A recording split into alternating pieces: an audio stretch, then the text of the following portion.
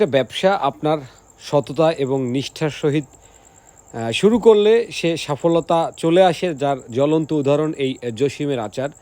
বানারীপাড়া ফেরিঘাটে এই আচারের দোকানটি দেখতে থাকুন। ভাইয়ের নামটা কি বলেন? আমার নাম মোহাম্মদ জসিম। জসিমের আচারের, আসলে আমরা জসিম ভাইয়ের আচারের দোকানে আসছি। আমি আপনাদের সাথে চেষ্টা করছি আজকের আচারের স্বাদ নেওয়ার জন্য। দেখতে থাকুন আমাদের ভিডিওটা। জি, এবার আপনার এটা হলো আপনার হলো খেজুর আচার। খেজুরের, এটা হলো আপনার আমলকি। এটা মিষ্টি লাগে না? হ্যাঁ হ্যাঁ, মিষ্টি মিষ্টি। আর এটা হচ্ছে আমলকি। হ্যাঁ, এটা হলো আমলকি, টক মিষ্টি। আচ্ছা, এটা তেঁতুল। তেঁতুল ঠিক এটা আছে। টক জাল পেয়ারা মিষ্টি। বানানো, এটা এটা হচ্ছে হলো ত্রিপলা, মানে পাঁচমিশালি। পাঁচমিশালি চালটা চালটা। মোরব্বা।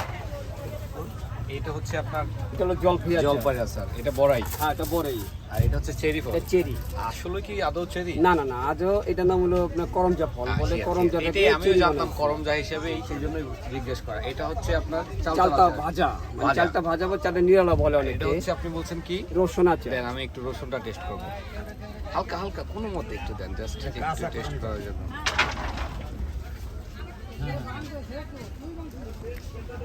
ঠিক আছে, এটা ভাতের সাথে খাইতে হবে। ভাতের সাথে মোরগ পোলাও যেটা দেখেন আপনি, সেটাই ভালো।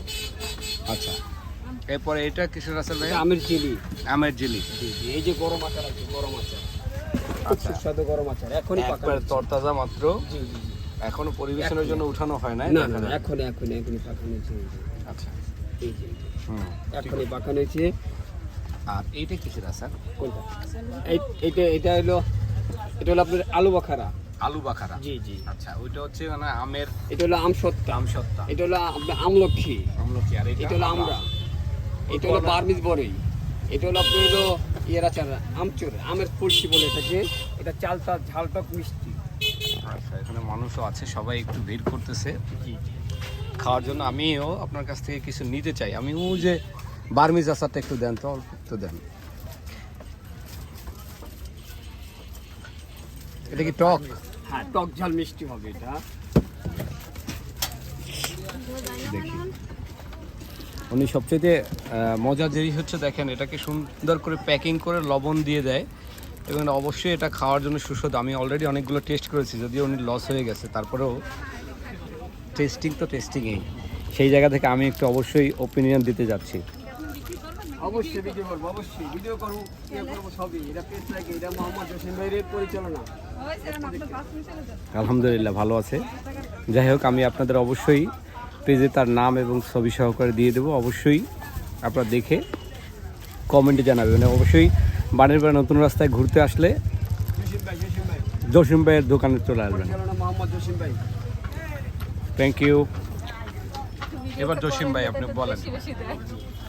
এই যে পার্সেল নিতে আসে আমার কাছ থেকে, এরকম পার্সেলে যায়, বাইরে যায়, মালয়েশিয়া, দুবাই, কাতার, ইন্দোনেশিয়া, আপনি যে দেশে নিতে পারেন, সব দেশে নিতে পারবে।